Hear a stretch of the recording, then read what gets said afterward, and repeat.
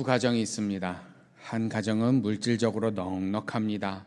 그래서 다른 사람들이 그 가정의 연봉을 들으면 다들 부러워하지요. 근데 문제는 회사에서 퇴근하여 가정으로 돌아오면 전쟁이 시작됩니다.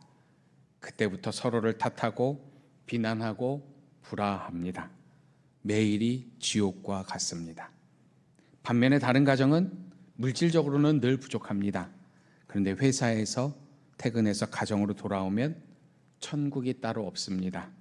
서로 수고했다고 위로해주고, 내가 조금만 힘들면 다른 사람이 편하니까 내가 굳은 일을 하겠다고 자처합니다.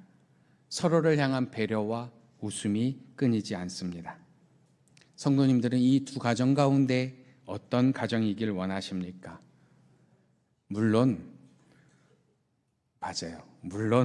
물질적으로 넉넉하고 가정도 화목하고 이런 가정을 대답하시는 분들 계실 줄 알았지만 선택사항은 딱 두 가지입니다. 어떤 가정을 원하십니까? 네. 아마도 많은 분들이 화목한 가정이라고 대답하시겠죠. 지혜자는 이렇게 말합니다. 마른 떡 한 조각만 있고도 화목한 것이 육선이 집에 가득하고도 다투는 것보다 나으니라 말하죠. 어떻습니까? 지금 시대나 그때의 시대나 사람이 추구하는 가치는 같지요. 그것이 바로 관계입니다. 우리는 무엇을 가지고 살아가느냐, 이것을 중요하게 여기고 살아가지만 누군가와 어떤 관계를 맺고 살아가느냐, 그것이 더 중요하지요. 가만히 생각해 보면 우리 삶에서 가장 큰 기쁨도 관계에서 오고요, 가장 깊은 아픔도 관계에서 옵니다. 어떤 사람 때문에 웃기도 하고요, 다른 누군가 때문에 눈물을 흘리기도 하지요. 다른 한 사람의 말로 인해서 용기와 소망을 얻기도 하지만 반대로 누군가의 말 때문에 깊은 상처를 받기도 합니다. 하나님께서는 인간을 홀로 살아가는 존재로 만들지 않으셨습니다. 하나님과 관계를 맺고 살아가는 그러한 존재로, 뿐만 아니라 다른 사람들과 관계를 맺고 살아가는 존재로 우리를 창조하셨죠. 그래서 우리에겐 관계가 중요합니다. 그렇다면 우리에게 가장 중요한 관계가 무엇이겠습니까? 바로 하나님과의 관계입니다. 근데 여기서 한 가지 질문이 생기죠. 하나님과 나는 얼마나 가까운 관계에 있는가 하는 질문입니다. 하나님과 가까이 있다고 생각하지만 실제로는 마음이 멀리 떨어져 있을 수도 있지 않겠습니까? 오늘 예수님께서는 바리새인과 세리의 비유를 통해서 우리에게 바로 이 질문을 던지고 계십니다. 예수님께서는 한 비유를 들어주시죠. 예수님의 비유에는 바리새인과 세리가 등장합니다. 너무나도 극명한 대조이죠. 우리가 생각해도 바리새인과 세리 비교할 수 없습니다. 하지만 당시 사람들은 더 그러한 생각을 했겠죠. 바리새인은 하나님께서 명령하신 율법을 철저히 지키는 사람이고 사회의 지도자였습니다. 반면에 세리는요, 자신의 배를 불리기 위해서 동족을 수탈하는 사람으로 여겨졌고 당시 사람들에게는 죄인으로 취급받던 사람이었죠. 누가 하나님과 더 가까운 사람처럼 보입니까? 바리새인이죠. 두 사람이 기도하러 성전에 올라갔습니다. 바리새인은 성전 가까이에서 다른 사람과는 섞이지 않고 따로 서서 기도합니다. 반면에 세리는요, 성전에 가까이 가지도 못해요. 멀리 서서 하늘을 쳐다보지도 못하고 고개를 숙인 채로 자신의 가슴을 치며 하나님 앞에 기도하죠. 이 기도의 자리를 보면 누가 하나님과 더 가까워 보입니까? 바리새인이죠. 이제 그들의 기도를 들어보십시오. 바리새인은 하나님께 이렇게 기도합니다. 하나님, 나는 다른 사람들처럼 사기꾼도 아니고 정직하지 못하거나 가늠한 사람도 아니고 또 아까 그 세리와 같지 않음에 감사합니다. 나는 일주일에 2번씩 금식하며 모든 수입의 11조를 바치고 있습니다. 이렇게 기도합니다. 반면에 세리는요, 자신의 가슴을 치면서 하나님, 이 죄인을 불쌍히 여겨 주십시오 기도하죠. 이 기도의 내용을 보면 어떻습니까? 누구의 삶이 더 하나님과 가까워 보입니까? 여전히 바리새인이죠. 바리새인은 경건하게 살았습니다. 하나님의 이름으로 금식도 했고 11조를 드렸고 율법을 지켰습니다. 세리는요, 사람들에게 죄인이었죠. 그리고 사람들에게 죄인이라고 손가락질 받았습니다. 그래서 당시 사람들도 예수님의 이야기에 뻔한 결과를 예상했을 것입니다. 너무나도 비교가 되지 않았기 때문이죠. 하나님께서 바리새인을 기뻐하셨고 그의 기도를 들으셨을 것이라고 당시 사람들이 결론을 내려 하였던 것 같습니다. 하지만 예수님께서는 충격적인 말씀을 하시죠. 14절 말씀입니다. 내가 너희에게 이르노니 이에 저 바리새인이 아니고 이 사람이 의롭다 하심을 받고 그 집으로 내려갔느니라. 아멘. 어찌된 일입니까? 바리새인이 하나님과 더 가까이 있는 것 같았습니다. 그는 하나님을 말하고 기도하고 율법을 지키고 거룩한 삶을 살았습니다. 그런데 예수님께서는 그 바리새인이 아니라 세리가 의롭다 하심을 받았다라고 말씀하시죠. 왜 그렇습니까? 우리는 하나님과의 관계를 너무나도 쉽게 누가 더 옳은 사람인가 라는 질문으로 판단하기 때문이죠. 질문을 한번 바꿔봅시다. 누가 더 옳은 사람인가 라고 물으면 그 대답은 당연히 바리새인이죠. 그런데 누가 하나님을 더 필요로 하는가 라고 물어보면 대답이 달라집니다. 바리새인은요, 자신의 의로움을 말합니다. 반면에 세리는 하나님의 긍휼을 구합니다. 바리새인은 하나님 앞에서 자신이 한 공로들, 자신이 한 일들을 가지고 왔습니다. 세리는 하나님 앞에 자신의 부족함을 가지고 왔죠. 바리새인이 하나님과의 관계가 어긋났음은 그의 기도에서 분명하게 드러납니다. 바리새인은 오직 자기 자신만을 드러낼 뿐이죠. 하나님께 감사합니다. 하지만 하나님께서 행하신 일에 대한 찬양이나 하나님께서 베푸신 은혜에 대한 감사가 아니죠. 바리새인은 자기 자신에 대해 하나님께 감사합니다. 그는 기도하고 있지만, 그는 감사하고 있지만 실상 그가 이야기하는 것은 이것이죠. 하나님, 저는 감사드립니다. 제가 너무나 잘났기 때문입니다. 말하는 것과 다름이 없습니다. 바리새인은 자신의 종교적 행위를 하나님께서 자신을 기뻐하셔야 할 이유처럼 내세우고 있습니다. 자신의 행위를 훈장처럼 붙들고 하나님 앞에 서 있습니다. 반면에 세리는요, 하나님 앞에서 자신을 죄인이라고, 그래서 하나님께서 자신을 불쌍히 여기지 아니하시면 자신은 살 수 없다며 가슴을 치고 고백하지요. 세리가 의롭다 하심을 받았다라고 하신 예수님의 말씀을 우리는 기억해야 합니다. 하나님이 보시는 것은 누가 더 선한가가 아니라 누가 더 하나님을 의지하고 있는가이기 때문이죠. 바리새인은 하나님 앞에 서 있으면서도 자신의 의로움을 더 의지하는 사람이었습니다. 하지만 세리는 하나님이 불쌍히 여겨주시지 않으면 살 수 없는 사람이었죠. 하나님을 얼마나 필요로 하는가? 바로 이것이 하나님과 내 마음의 거리를 드러냅니다. 하나님과 가까이 있다는 것은 하나님을 위해서 내가 얼마나 많은 일을 했는가에 달려있지 않습니다. 하나님 없이는 살 수 없음을 인정하며 하나님을 의지하고 있는가에 달려있죠. 예수님께서는 이 비유의 결론으로 무릇 자기를 높이는 자는 낮아지고 자기를 낮추는 자는 높아지리라 말씀하시죠. 이 말씀은 하나님과의 관계에서도 중요한 원리를 보여줍니다. 자신의 의로움을 붙들고 하나님께 나아가는 사람은 하나님 앞에서 자기 자신만을 바라볼 뿐입니다. 그러나 하나님의 긍휼을 의지하는 사람은 하나님을 바라봅니다.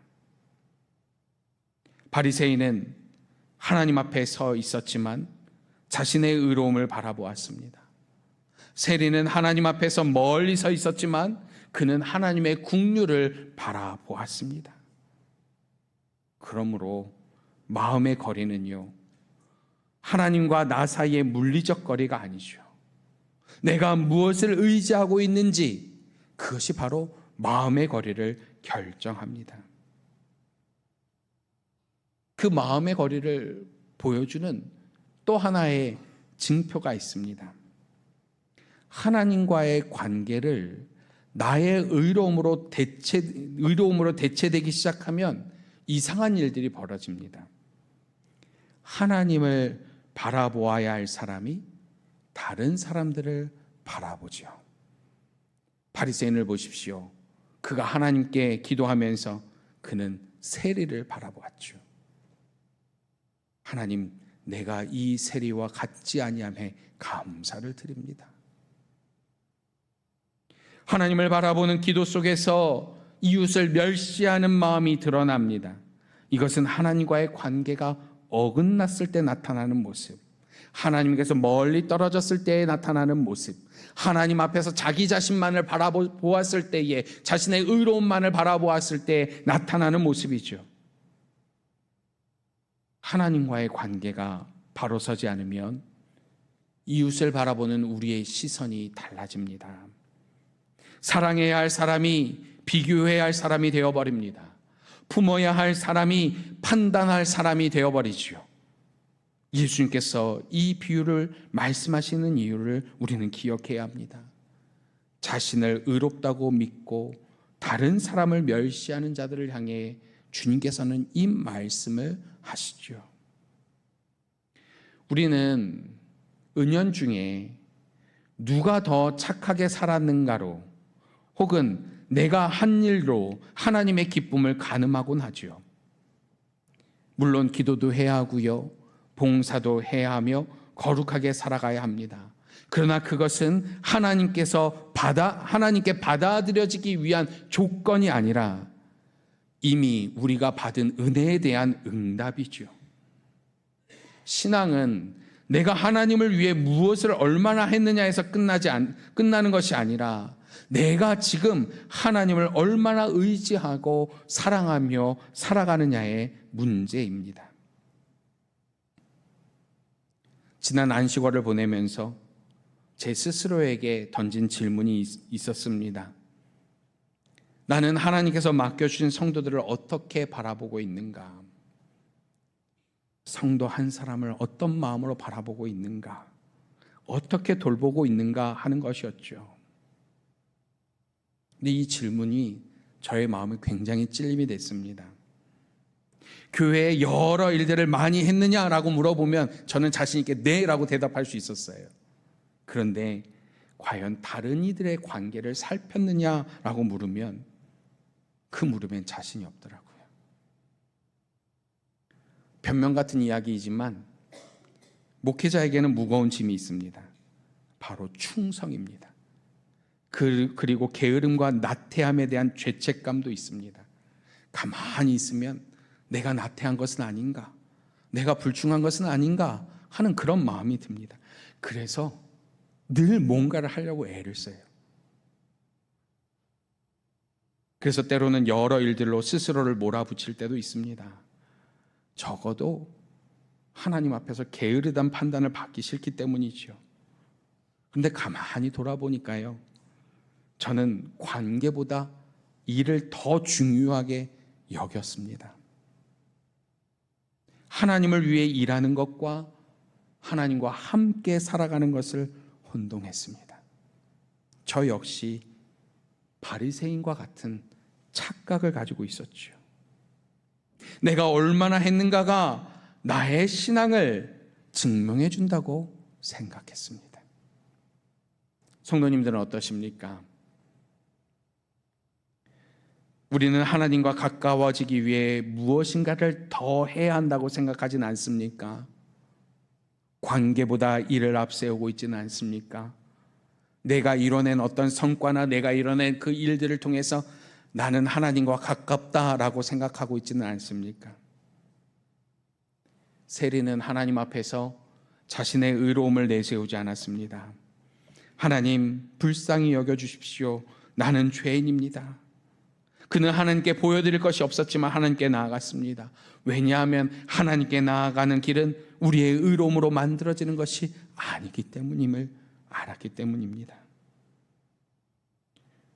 이와 마찬가지로 우리가 하나님과 가까워질 수 있는 이유는 우리가 착하기 때문도 아니고 우리가 많은 일을 했기 때문도 아닙니다.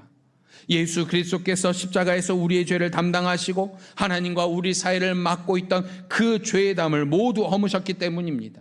그래서 우리는 하나님 앞에 나아갈 수 있습니다. 우리가 어떤 모습이든지 하나님께 나아갈 수 있습니다. 잘했을 때만 우리가 하나님께 나아갈 수 있는 것 아니지요. 내가 실수했을 때도 나아갈 수 있고, 내가 죄를 지었을 때도 나아갈 수 있고, 심지어 내가 넘어졌을 때도 나아갈 수 있습니다. 내가 해놓은 것 아무것도 없을 때에도 하나님 앞에 나아갈 수 있습니다. 왜냐하면 우리의 의로움이 아니라 예수 그리스도의 의로움이 우리를 하나님 앞에 세우기 때문입니다. 세리가 의롭다 하심을 받은 것은 그가 더 착했기 때문이 결코 아닙니다. 세리에게 의가 없음을, 자신에게는 의가 없음을 인정하고 하나님의 긍휼을 구했기 때문이죠. 우리가 의롭다 하심을 얻는 근거는요, 우리의 의로움이 아닙니다. 우리의 공로가 아닙니다. 예수 그리스도의 십자가뿐입니다. 그러므로 신앙은 하나님께 인정받기 위해 내가 더 많은 것을 해야 하는가에서 시작하지 않습니다. 하나님께서 이미 베풀어 주신 은혜를 의지하여 하나님께 나아가고 있는가? 라는 이 질문에서부터 그 신앙이 시작됩니다.